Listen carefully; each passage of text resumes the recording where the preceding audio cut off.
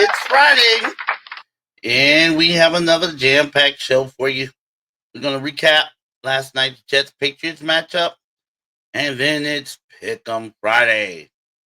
I will give you my picks for the 5 most important, most intriguing college football games for Week 12, and I will give you my picks for all the NFL games coming up Sunday, and Monday night.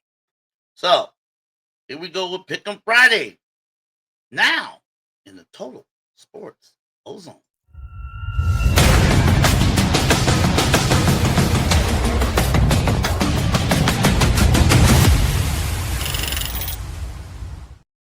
Big O with the big miles in the Total Sports Ozone for Friday, November 14th, 2025. I can't believe it's Friday already. Man, where does the time go? It just flies by. Just seemed like yesterday I was doing a Monday show. But time waits for no man, I guess. So let's get right into it and waste no more time. Last night, Jets Patriots got it on in Foxborough, and it went as pretty much as I expected, except the Patriots got off to a rather slow start. It was 7-0 Jets in the first quarter for the longest. But then in the second quarter, Patriots said, all right, that's enough of this shit. We about to show y'all who we are. Rattled off 14. I believe they rattled off 21 unanswered points before the Jets scored a touchdown in the third quarter. And they pretty much won. The Patriots won the game comfortably by a final score 27-14. The Patriots are now 9-2 and have a 2-game lead on the Buffalo Bills. Actually, they have pretty much a 3-game lead on them, but they did beat them once. So, my question to you, everybody out there, does the AFC go through New England now? Like it did back in the 2010s, 2000s, and the 2010s? Does the AFC or the path to the Super Bowl, excuse me, from the AFC go through the Patriots? I don't see why it wouldn't. But you also got to worry about those Indianapolis Colts, like I said in the previous show. You got to worry about the Colts, the Denver Broncos. If they can get their offense back on track, you would have to worry about them because out of the 3, I said the Broncos, Patriots, and the Colts. The Broncos have the best defense. Their defensive front line is no joke. No joke. Brian Batonio, and then I think they got another. I believe they lead the league in sacks. So while the New England Patriots are just handling business, this is their 8th game in a row they won. So they're handling business. No doubt about that. But they have had some close calls. No, let's not get that twisted. They have had close calls. They only won by 1 point against Atlanta at home, and they held on to win a banged up Tampa Bay team in Tampa Bay. Again, another stat I got to tell y'all: New England's one of 2 teams, but one of only 2 teams. The Seahawks is the other team who have yet to lose on the road. They're, I believe, either 4-0 or 5-0 on the road. They've yet to lose away from Foxborough. So, again, does the AFC go through New England this year? It could. But I know they've been winning, but they've been winning so-so. I think they've been winning so-so lately. Yeah, they beat a bad Browns team. They beat a bad Falcons team. They beat a bad Jets team last night. They beat a bad Dolphins team. They've been beating bad teams. But then again, that's what you're supposed to do. If you're considering if you're considered to be a playoff contender, a Super Bowl contender, a championship type of team, you're supposed to beat up on the weak teams, aren't you? You're not supposed to lose to the likes of the Browns, the Falcons, the Jets.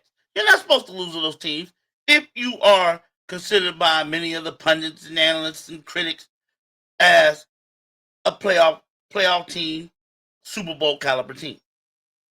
So I can't use that excuse. Oh, they haven't played. Not in the NFL. We use that excuse a lot in college football. We're not going to use that excuse here in the NFL because in the NFL, it's an any given Sunday league. Any given Sunday, a weak team could pick off a team that's supposed to be a playoff contender, a Super Bowl contender. That happens every week. It happens every week. The Dolphins picked off the Bills last week. Beat them up pretty bad. So we're not going to use the excuse that the Patriots really haven't played anybody. Doesn't matter. This is the NFL. This ain't college football. You win. You beat the teams you're supposed to beat. That you're vastly superior over. You're supposed to beat them. Whether you beat them by 1 point or 30 points. I've always said in the NFL, style points don't matter. Don't matter. All that matters is, did you get the win? Did you win more games than the other team? That's how you get in the playoffs in the NFL. Ain't no committee. Ain't none of that. New England maybe win ugly. They can win pretty. Either way, they win. They're 9-2. Stats don't lie. And they winning any way they need to win to get the job done. So yes, I can rightfully see how the AFC or the path to the road to the AFC might go through New England. But again, you got to worry about those Indianapolis Colts with Daniel Jones and Jonathan Taylor and them boys. You have to worry about them. You can't forget them. Like I said, Jonathan Taylor should be one of the leading candidates, if not the leading candidate, for AFC Offensive Player of the Year. Maybe even NFL Offensive Player of the Year.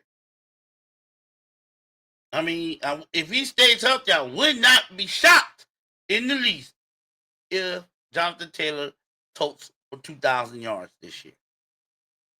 The Denver Broncos. Other three teams that we're talking about, they have the best defense. They need to get their offense together. They need to get their offense. They need to put up more. They got to put up more than 17, 20 points a game if they want to have a realistic shot at going to the Super Bowl. This little 17, 13, 15, no, that's not going to get it, especially when you get in the playoffs. So Bo Nix, the boys, they got to get Cortland Sutton. They got to get on. They got to get it right. But I can see again how the path to the AFC can go through New England. I can see that. Drake May, he's having a wonderful year. He's having a year I don't think any of us expected. None of us expected Drake May to be doing what he's been doing. He's doing it. Last night, 281 yards, 1 touchdown. Only was sacked once, no turnovers, and a rating of 107.6. That's solid. That's solid quarterback number. That's numbers you would take any day of the week and twice on Sundays from your QB1. He had good touch on his throws. He hit open receivers. He even hit receivers that weren't too open. And he just masterfully took the team downfield when they needed to.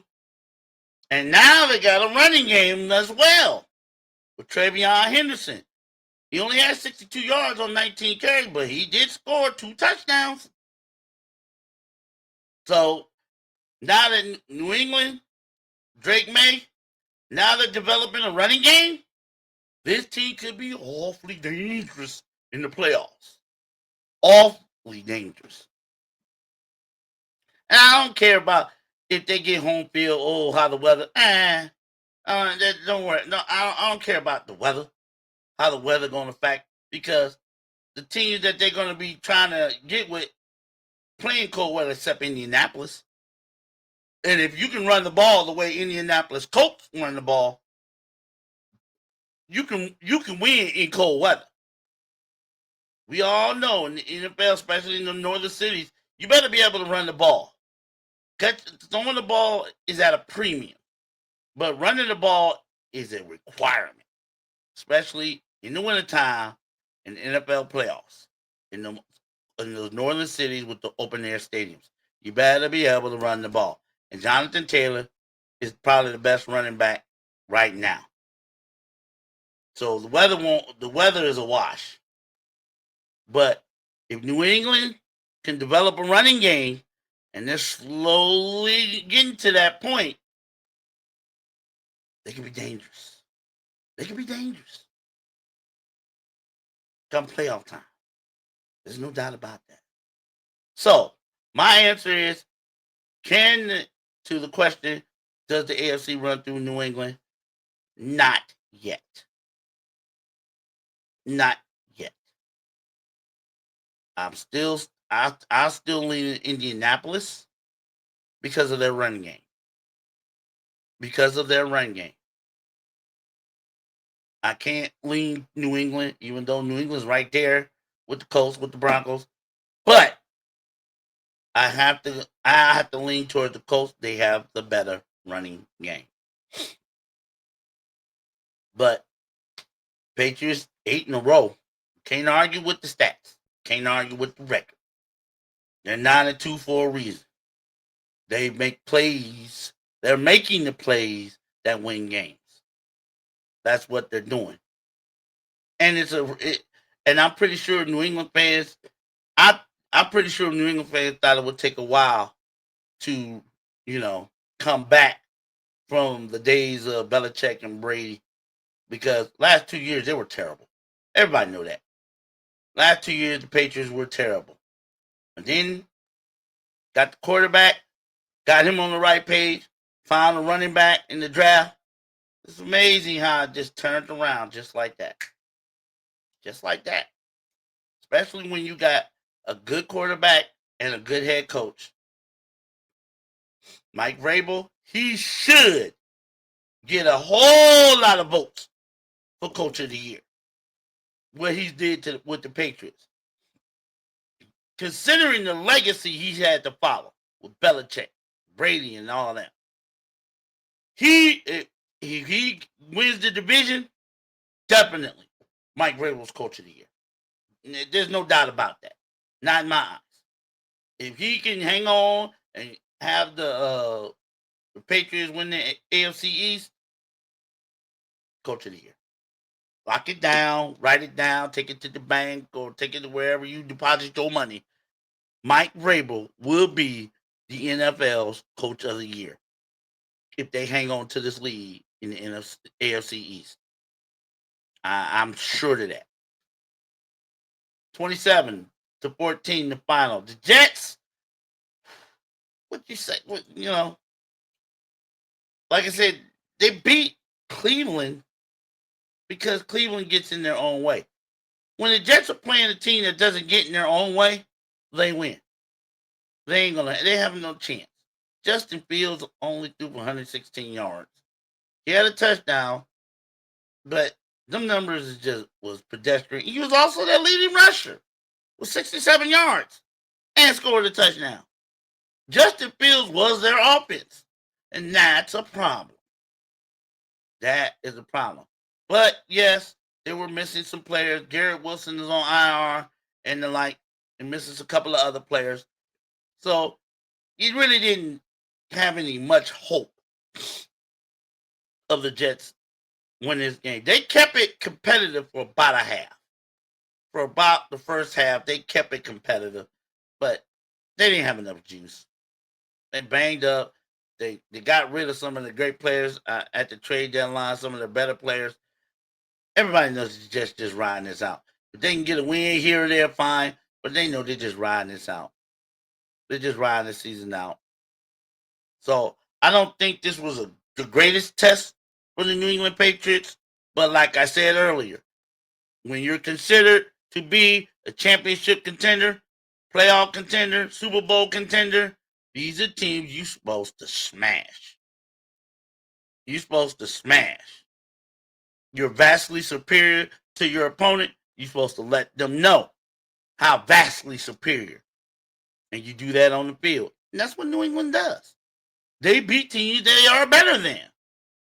Every team's supposed to do that if you're supposed to be a contender. So we ain't gonna go down that road and complain about, oh, the Jets ain't nobody. We all know that. What New England supposed to do? Lose? What, purposely lose to them? Nah. You still gotta play it to win it. And that's what the Patriots doing. They're just doing what you're supposed to do. Beating teams you're supposed to beat. And whether it's by 131 or 151, as long as you get the dub. It's the NFL. It's not college football. Patriots 27, Jets 14. Jets are now 2-8. New England's 9-2.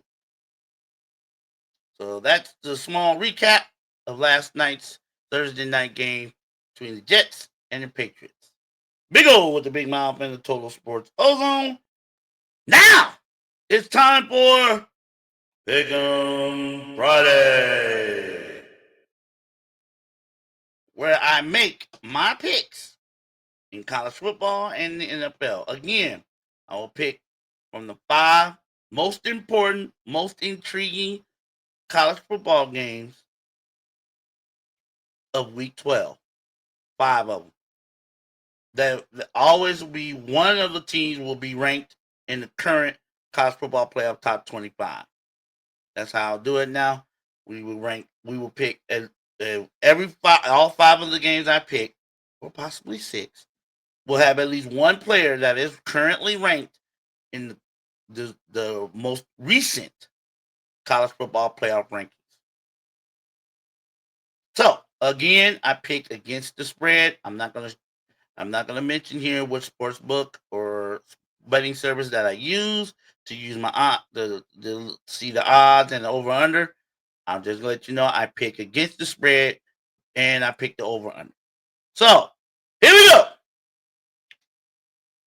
My first, this is the college football week 12. 5 games. First, this is a big one. This is probably an eliminator game for one of these teams. Eliminator means you could be eliminated from the college football playoff if you lose. And game I'm talking about is Notre Dame, who was ranked number 9, traveling to Pittsburgh to take on 22nd ranked Pittsburgh Panthers. Notre Dame is favored in this game by 12.5 with an over and under of 53.5. This matchup intrigues me. Yes, Notre Dame has been on a roll since they lost to Texas A&M. I think they won 8 straight, 8 straight. They got themselves right back into the college football playoff mix. But they still lost 2 games. I know they might be quality losses, one to Miami, one at home to Texas A&M, but they still lost 2 games. And in my eyes, if I'm reading the playoff committees right, where they have been, you can't lose 3. And this game intrigues me. I know there's been talk with that at a press conference, Pittsburgh Panthers coach, not Jack Narduzzi, whatever his name is. He said something about, they can beat us 100 points or by 10. It's still not going to run. Well, I think he was just saying that just to barter a little fun and clowniness to the media. He knows how important this game is. And if he don't, he better ask somebody. He knows this is a very important game. This game right here, if Pittsburgh beats Notre Dame, gonna raise a whole lot of eyebrows. Plus, it's gonna put them back in the mix. It'll put them squarely in the mix for the college football playoff, and they could knock Notre Dame out of it. But they're not gonna let an independent who doesn't go to a conference championship game. They're not gonna let Notre Dame in with 3 losses. I don't care who they lose to. They're not gonna let Notre Dame in with 3 losses. So this is an eliminated game for Notre Dame. And I believe they know that, and I believe Pittsburgh knows that, which is why I'm wondering why the spread is so high. Yes, I know Pittsburgh lost in the backyard brawl to West Virginia. They ain't no scrubs. Pittsburgh is not any scrubs, especially at home. And this is probably going to be the biggest game Pittsburgh played in the last two or 3 years at home. Now, my take on this is, like I said, Notre Dame's been on a roll. Been on a roll. Beat USC. That's probably their biggest win of the year. So they need this game not only to show the committee, oh yeah, we on the come up, and we need to stay right where we're at in the top 10 in the college football playoff rankings, but they need to win just to keep themselves afloat in the college football playoff rankings. Like I said, they lose 3 games, bye-bye. And we all know it. They're gone. This is a very important game for both teams. Now, my pick on this is I haven't seen enough of Pittsburgh. I really haven't. I haven't seen enough of Pittsburgh to mirror how they look on offense, on defense. I've seen enough of Notre Dame to know they've been kicking ass lately and taking name, numbers, and dates. They know they had to though. And a lot of those games they've been playing against somebody. Let's face it, they've been playing against somebody who really ain't got much punch in the mouth, especially at home. That's when they play them at home. So in that realm, I'm going to take Notre Dame to win, but with a 12.5 point spread, I don't trust that. I take Pittsburgh to cover. Pittsburgh will cover the 12.5 point spread, but I'll take Notre Dame to win this probably by a touchdown. 6, 7 points, somewhere in that league. With an over-under 53.5, I don't trust neither one of these teams' defense, so I'll take the over at 53.5. So, again, Notre Dame will win. Pittsburgh will cover the 12.5 point spread. That's Big O's take. That game is scheduled for 12 noon Eastern, straight up. I think ESPN Game Day going to be there. Why, I don't know. But they're going to be there. So this is a big game, probably one of the biggest games Pittsburgh has seen on the college football scene in a long time. 12 noon, Saturday. Again, I got Notre Dame to win, Pittsburgh to cover. Next, got a couple more good ones. Yeah, we do. Another good one in a Big Ten. This is probably an eliminator too. We got number 21 Iowa coming off a really, really heartbreaking loss at home to Oregon, traveling out to Southern Cal to play USC in Los Angeles. You got Southern Cal favorite in this game by 6.5 with an over under 48.5.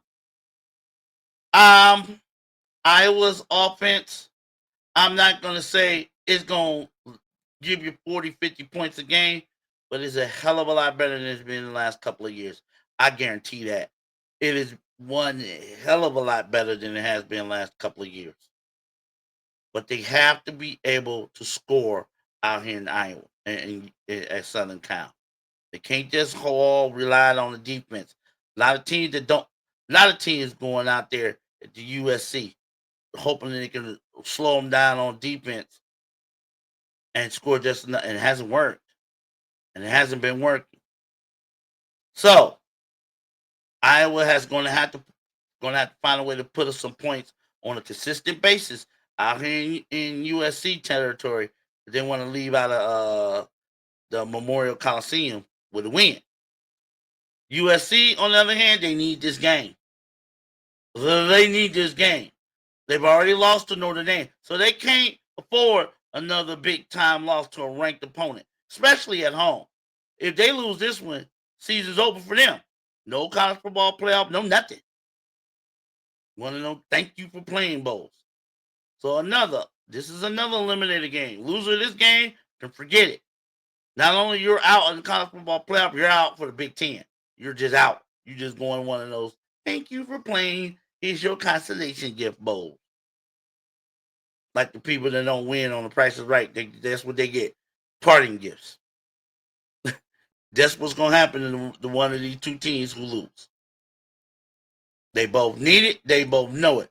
Kirk Ferentz always brings the defense. He plays.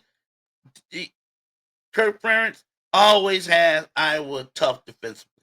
Always. I mean, they did hold Oregon, high flying Oregon, to only 18 points. Problem is, they only scored 16. Like I said, their offense has come a long way since it has the last couple of years, but it ain't there yet. And I don't think Iowa hasn't going to have enough offense to hang with the USC Trojans in Los Angeles. So I have to go with the USC Trojans, and I'll lay the 6.5. I'm just not sold on Iowa's offense all the way. It's gotten better, but it ain't all the way there yet.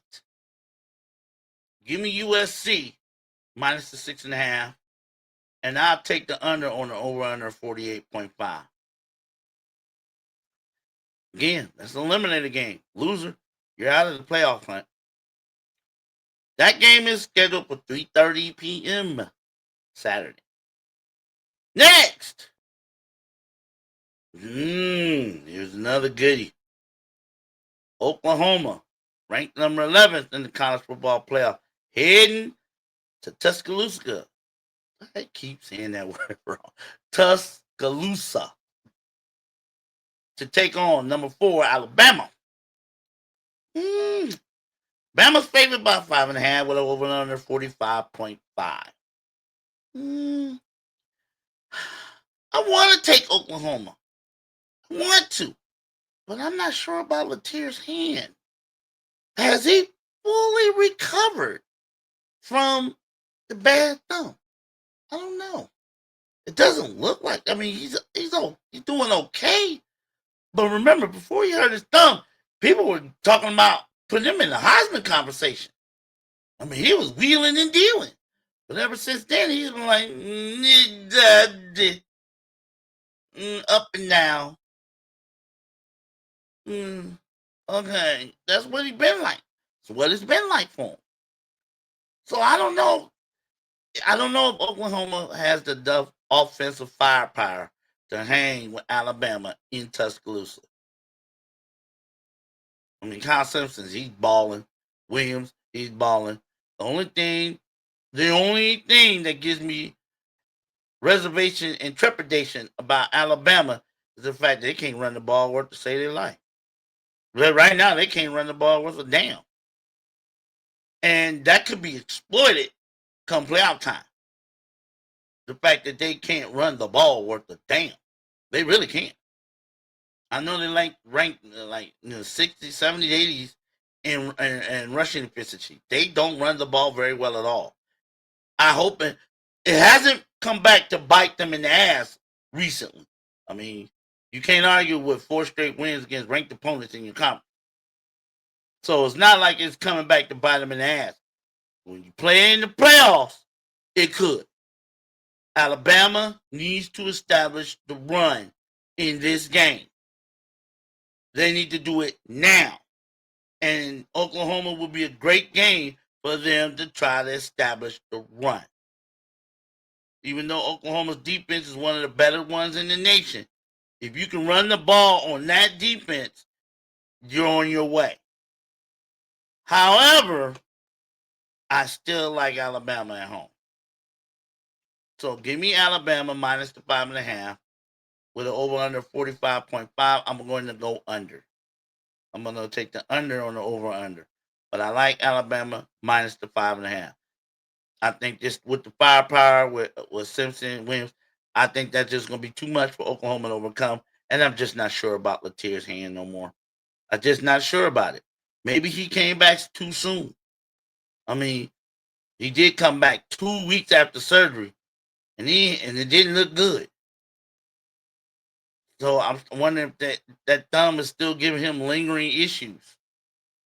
I will know once and for all after this game on Saturday. But for my betting odds, I can take Alabama minus the 5.5. That game is scheduled for 3:30 p.m. Eastern also. We got 3 now, 2 to go. Oh, this is probably the biggest game of the weekend for this weekend, week 12 in college football. You got number 10, Texas, Longhorns, heading to Athens to play the Georgia Bulldogs between the hedges. Georgia coming in ranked 5th. This is an eliminator game for Texas. It's an eliminator. I know there's been so much talk and confab and speculation and rumors and innuendo that if Texas loses this game, that they could, and they beat Texas A&M, which they played the last game of the season, that they can still get in the college football playoffs with 3 losses. Bullshit. Don't believe it. Bow to the shit. Do not believe it. The committee didn't let Alabama in last year with 3 losses. They were one of them. You can say they were all quality losses. Like I went on my rant a couple of days ago. There's no such animal as quality losses. They're still losses. And Texas has 2. One quality loss to Ohio State and one very bad loss to Florida. Now, they have looked better, especially Arch Manning. He has looked a lot better the last couple of weeks. This is Georgia, and this is in Athens. Now, all the pressure is on Texas. They know if they lose this game, their chances of making the college football playoff, you might as well play the lottery. You might have a better chance. You might as well play the Mega Millions tonight or the Powerball, whichever one plays on Friday. You might have a better chance if Texas loses this game. Like I said, they didn't let Alabama in the 12-team playoff with 3 losses. What makes you think they're going to let Texas in this year with 3 losses? It's not going to happen. I don't care what conference you're affiliated with. You lose 3 games, you're not getting in. You are not getting in. Period. You lost 3 games, especially one to a team that wasn't even ranked, that's not even ranked. You're not getting in. Texas needs this game badly. Georgia can afford a loss. They've already lost one, a quality loss to Alabama.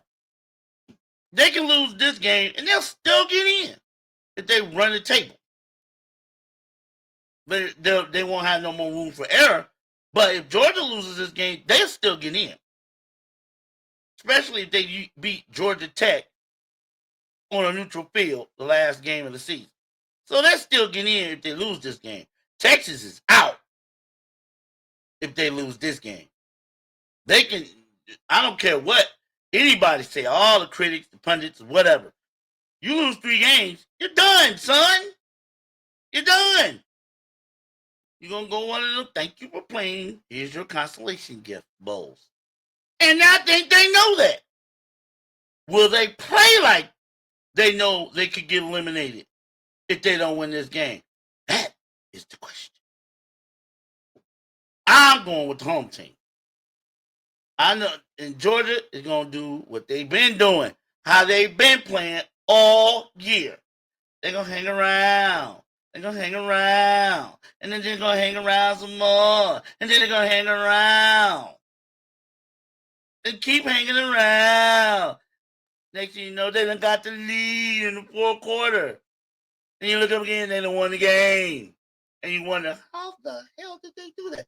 They've been playing all the time. And then what happened? That's Georgia's modus operandi. That's how they win this year. They lure you into a false sense of security by playing wishy-washy, maybe for a quarter and a half of the game. First quarter and a half of the game. They lure you into a false sense of security. And then, bow, bing, bow, game over. You're looking at wondering, how in the hell did they do that? But that's Georgia this year. That's the Georgia Bulldogs MO. And it's been working. I think it'll work tomorrow. Give me Georgia minus the 5.5 over Texas.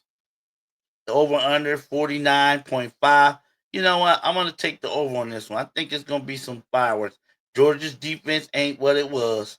It's not like it was the year they won back to back national titles. They don't have that defense no more. They don't have that. They have that defense that make you get that critical stop, but they don't have that dominant defense like they did back a few years ago when they won back to back national titles. So I got the over on this on the 49.5. But I'm gonna take Georgia to win. Minus the 5.5. I think they will win this game and send Texas back to the Longhorn State sweating and fretting. That game is a 7:30 kickoff Eastern time. And we got one more. I want to squeeze in one more. We're going to squeeze in a game of a team that needs a win. Needs one. And that is Virginia. Ranked 19th. They're on the road at Durham to take on the Duke Blue Devils. Now, you were thinking, am you talking about basketball? No, I'm not talking about basketball. I'm talking about football. Both teams are pretty good. Virginia is ranked 19th. Duke is not ranked, but I'm pretty sure they could be ranked if they pull this win out. And Virginia needs this win to stay relevant. And not just in the college football playoff, but in the ACC. They cannot afford to lose this game. They lose this one to an unranked opponent in conference, it's curtains for the Cavaliers. They're going to forget about that big win they had against Florida State. They're going to forget. The community going to forget about all that if they lose this game. It'll be all over. They already got picked off at home by Cal. They can't afford to go on the road against Duke. And Duke's a formidable opponent. Don't get it twisted. Duke ain't no chumps. They are not no chumps. So Virginia got to come with their A game, the B game, and leave the C and D games at home. And they're back. Like I said, this is one of those teams. They're back against the wall. They lose this game, it's all over. It's all over. No college football playoff. Not even the ACC. Not even a surprise trip to the ACC championship game. They need this game. I don't think they're going to get it. I don't think they're going to get it. I don't. I think that loss to Cal might have shook them up a little bit. Give me Duke at home minus the 4.5. Over under 58.5. I don't see neither one of these defenses wowing anybody, so I'll take the over. I think it's going to be a high scoring affair. But I'll take Duke at home minus the 4.5. That's my 5 most important, most intriguing picks for games in college football for week 12. If you got a pick that you don't like, one that you was like I should be considering, hit me up in the comments. And don't forget to like and subscribe, please. Very much appreciate it. Big O with the big mouth. Total Sports on. Now let's move on to the NFL. We're running short on time here, so we'll try to go through these as fast as I can. So we're talking about NFL Week 11. Again, using the spread and the over-under. Games for this weekend. We got a first game is an early game in Spain. I think this is the last of the NFL International Series for 2025. And it pits the Washington Commanders playing against the Miami Dolphins. Somebody got to pick this game. Miami's favorite is about 2.5 with over 47.5. I really don't give a damn about neither one of these teams. They're having a bad season. One, Washington's banged up. Two, the other team, Miami, banged up and infighting, if you want to call it. Yeah, they beat the Buffalo Bills.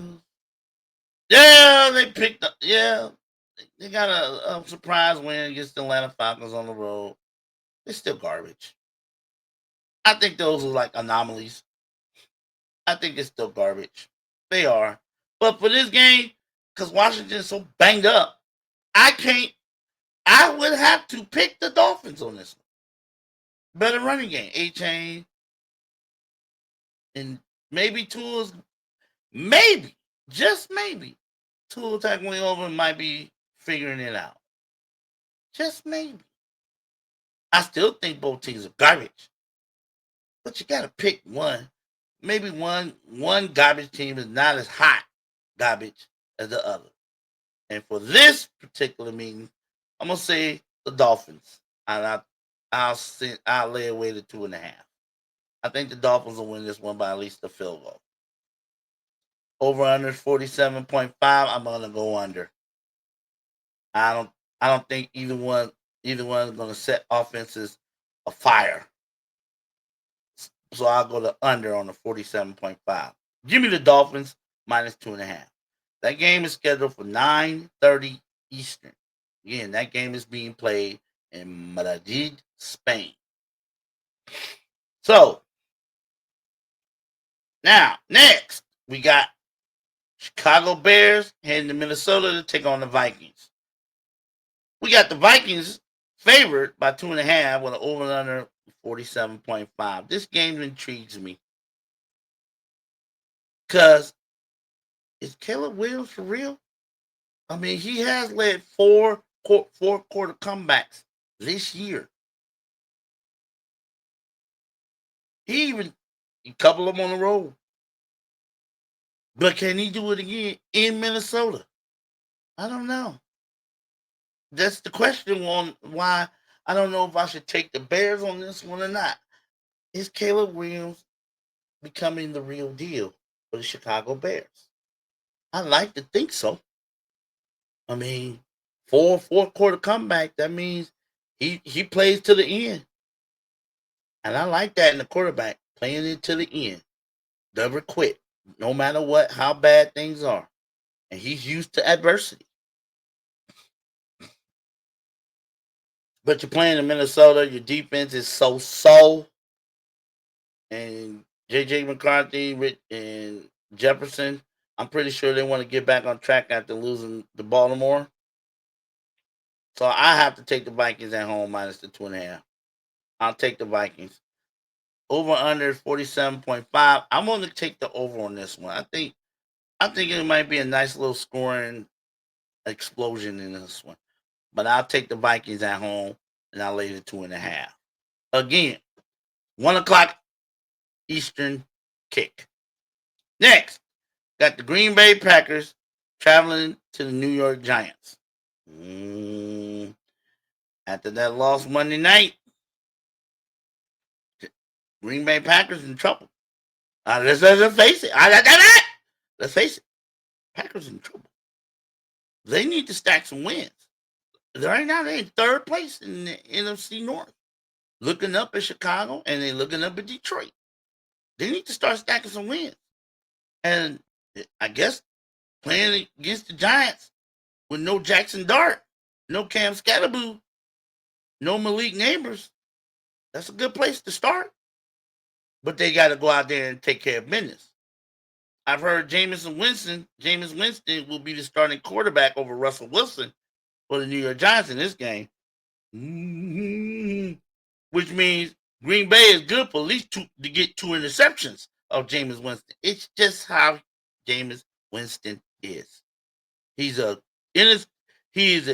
interception machine waiting to be turned on. I mean, he's a great guy and all that, but you can write it down. You can lock it down and write it down and pencil it in. You don't even pencil it. You put it in pen that he's good for at least 2 interceptions. Jameis Winston. He's good for 2. And one of those 2, I wouldn't be surprised getting returned all the way back for a touchdown. And it probably make the difference in the winning or losing the game. So I'll take the Green Bay Packers minus the 7.5. I believe the Giants got too many injuries to overcome, and Green Bay has to prove something. They should be out there trying to prove something to somebody, to everybody. that they ain't gone away yet. So I'm gonna take the Packers minus 7.5. With an over under of 43.5, I'm gonna take the under. I'm gonna take the under on this game. That's a 1 o'clock kick as well. Next, got the Carolina Panthers traveling to the ATL to take on the Falcons. Sportsbook says the Falcons are favored by 3.5 with over under 41.5. I ain't buying it. I'm just not buying it. I cannot trust the Falcons.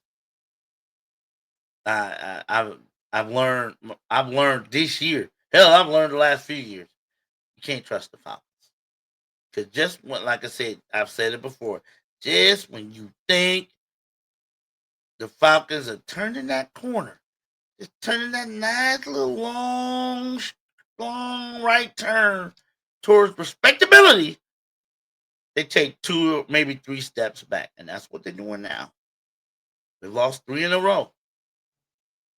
And that 3 in a row, 1 blowout loss, and then another in the last 2 games they lost by 1 point to New England and in overtime to the Colts. They're finding ways to lose games. They're losing close games. So I cannot trust the Falcons in a close game, which is why I cannot pick them with such a close spread. I don't trust the Atlanta Falcons in a close game. They'll do something to blow it. And that's been their MO ever since they blew that Super Bowl way back in 2017. They don't know how to finish consistent. And that gives me every reason not to trust them with a close point spread. Give me the dang Panthers. I'll take the 3.5. I think the Panthers will win this by maybe 4 or more points. Over under 41.5. I'll take the over on it. But give me the Panthers plus the 3.5. Just don't trust the Falcons anymore. That game is scheduled for a 1 o'clock kick as well. Big O with the big mouth coming at you. Total Sports Long Zone Pick'em Friday. Well, let's continue. We have the next game of Los Angeles Chargers on the road to take on the Jacksonville Jaguars. Los Angeles is favored by 3 with over under 43.5. Well, Jaguars are banged up. Travis Hunter's on IR. I think he's going to miss the rest of the season. But I like Trevor Lawrence. I think he's maturing a little bit. He still gets banged around way too much for my liking, but I like him. I think he's maturing. Yeah, he's like Baker Mayfield. He's maturing. He's growing up a little bit, and he has to. That's the only way Jaguars are going to win. He has to grow up. But you got Hubbard. You got all these guys, Keenan Allen. You got all those weapons on the Chargers. How can you not pick them? In this particular setup, I have no choice. I got to go with the Chargers. Minus the 3 with over under 43.5. I'll go under on that one, yeah, ladies and gentlemen. But that should be a good game. Next, got an AFC North battle. Got the Bengals heading to Steel City to take on the Steelers. Steelers are favored by 5.5 with over under 49.5. I want it, as much as I hate the Steelers. I want to pick them in this game, but like I said in earlier podcast, which Aaron Rodgers are we going to get? Just don't know from week to week. Which Aaron Rodgers are we set to see? Are we going to see the Aaron Rodgers that Stephen A. says is a bad man? Or are we going to get the Aaron Rodgers we've seen the last couple of games? Or at least last week, where he didn't even look like he belonged. He didn't even look like he wanted to be there. Are we going to get that Aaron Rodgers? Or are we going to get the bad man Aaron Rodgers? Or even something close to the bad man? Just don't know. And it's not like they're going against one of the better defenses in the league. Let's face it. Cincinnati defense is poo-poo. Obviously, it's poo-poo when they've lost the last 2 games and given up 39 and what was it, 47 points the last 2 games. So their defense is poo-poo. So this should be a game Aaron Rodgers should feast on. But which Aaron Rodgers are we going to get? As for the Steelers defense, again, same question. Which defense are we going to get? We're going to get the one that shut down, slow down enough to get the win against Indianapolis, or we're going to get that defense we saw last week out there against the Rams. Which defense we going to get? I don't know. And if I don't know, I don't pick you. If I don't know, I don't pick you. And I don't know about this team from week to week. And Pittsburgh is in a must-win. Even though they're leading the division, they're in a must-win because they know who's coming back and who's right behind in their rearview mirror. They know who. They can't afford to take loss, especially divisional losses at home. They can't afford this one. But I'm going to take the Bengals, and I'll give me the 5.5. I just don't trust the Steelers. I don't know what I'm going to get from them from week to week. I take the Bengals. At least I know what I'm going to get from them. Flacco going to wheel and deal. The defense is going to be wishy-washy. But it'll probably be enough for them to get the dub on the road. Give me the Bengals. I'll take the 5.5. Over and under 49.5. I'll take the under on this one. Even though I wouldn't be surprised if they light each other up. But I'll take the under. That game is scheduled 1 o'clock. Next, probably one of the better games of the weekend in the NFL. Got Tampa Bay Bucks traveling to Orchard Park to take on the Buffalo Bills. Needless to say, both teams need this win. Buffalo needs it way more than Tampa Bay. Tampa Bay is still leading their division. Buffalo needs this game to stay on pace with the New England Patriots. They can't drop this one. They cannot afford to drop this game. They do. They'll be around 3.5, 4 games back of the Patriots, and they've already lost to them once. Buffalo's in a must-win already. Week 11, they're in a must-win. They gotta get this game. Got to. I say they will. I'll take Buffalo at home minus the 5.5. Josh Allen's gonna have a better performance. I ain't gonna say he can have a world greatest performance. He'll have a better performance he had last week against Miami. He has no choice. Again, I don't know who he's gonna throw the damn ball to on a consistent basis, but he'll figure it out. Give me the Buffalo Bills minus the 5.5. I'll take the over under 46.5. Give me the under. Tampa Bay going up in the cold. Yeah, that'll work. I'll take the under. That game's scheduled for 1 o'clock. Next, got the Texans heading to Tennessee to take on the Titans. With the Texans favored by 5.5, over on 37.5. I think the Titans are in tank mode. Honestly, I just think they're deficient in most areas. I just think they don't have enough. No matter who quarterbacks the Houston Texans, whether it be C.J. Stroud, whether it be whoever, it'll be enough.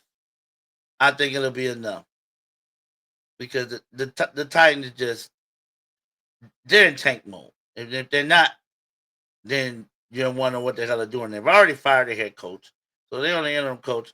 They're just trying to ride this out, and there's a long season left. They got a lot of season left to play.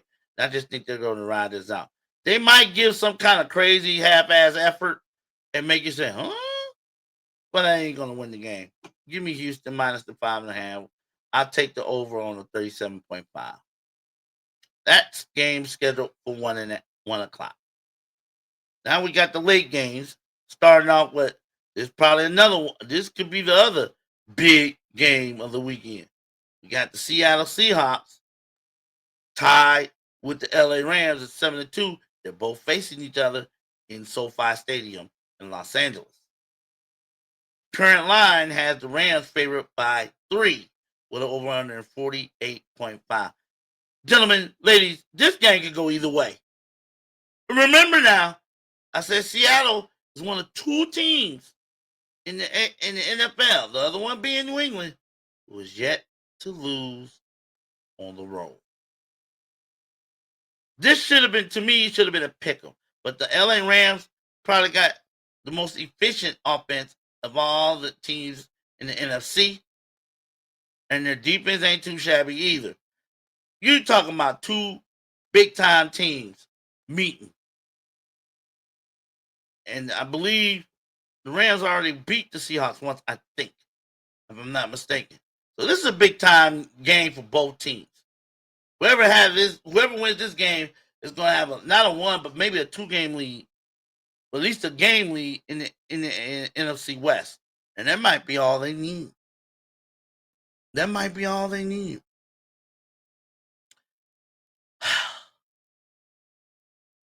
Simply because they're at home, I'm going to take the Rams minus the 3.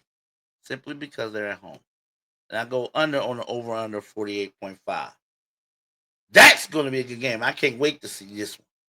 Game scheduled for 4 o'clock Eastern. Next, we got the 49ers heading to Arizona to take on the Cardinals. And the 49ers favored by 3 with an over-under 48.5. It has been rumored that Brock Purdy might start this game. How's he going to look? Is he going to look rusty? Is he going to be off timing with his receivers? How will he play? Is he fully healed? There's a lot of questions to ask about this one. But they are playing the Cardinals, so it's not like they're playing the Eagles on the road or the Rams on the road. They're playing the Cardinals. So this is, if it is any game to try to ease your quarterback who's been on the shelf for the past few weeks back into the game mode, this will be it. I'll take the 49ers minus the 3. I'll take the under on the 48.5. That game scheduled for 4 o'clock Eastern. Next, we got the Kansas City Chiefs heading to the Mile High City to take on the Denver Broncos. Surprisingly, the Chiefs are favored by 3.5. Weird, ain't it? Denver 7-2, Kansas City 5-4. Yet Kansas City's favored by 3.5. So that tells me that the betting public don't believe in the Denver Broncos, at least not yet. Well, this is the game where they can show the betting public and the whole world the Chiefs are done. The Chiefs' time has passed. Here comes the new blood in the AFC West, and it's Denver. They can show that with a win against the Chiefs at home.